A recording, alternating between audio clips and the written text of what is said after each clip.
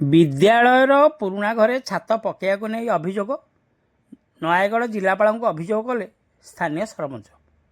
खंडपड़ा block कियाझर panchayat अधीन मंगराजपुर सरकारी प्राथमिक विद्यालय थिबा पुरातन घर उपर छात पकड़ाक नहीं असंतोष प्रकाश पाई। फल जिलापाल अभियोग कर स्थानीय सरपंच। मिलता सूचना अनुजाई मंगराजपुर सरकारी प्राथमिक विद्यालय परिसर में थिबा प्राय 30 वर्ष तलर अर्धनिर्मित गृह को 5 लाख अनुदान राशि मंजूर करा जायछि। तेबे दीर्घ वर्ष धरी यह अत्यंत दयनीय अवस्था थिबा सत्वे एबे पूर्णांग करने को ब्लॉक प्रशासन उद्यम करुछि।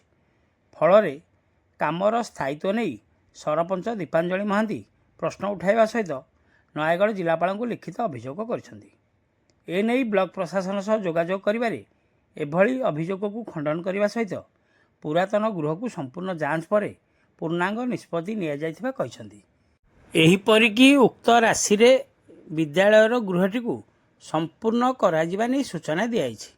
तेबे एहाकु नै स्थानीय अंचल राजनीतिक चर्चा लागू रहिथा बेले आगामी दिन में एहाकु नै कि परिस्थिति सृष्टि होछि ताहा देखियाको बाकी रहिला। खंडपड़ारू संतोष कुमार साहू रिपोर्ट, खंडपड़ा खबर।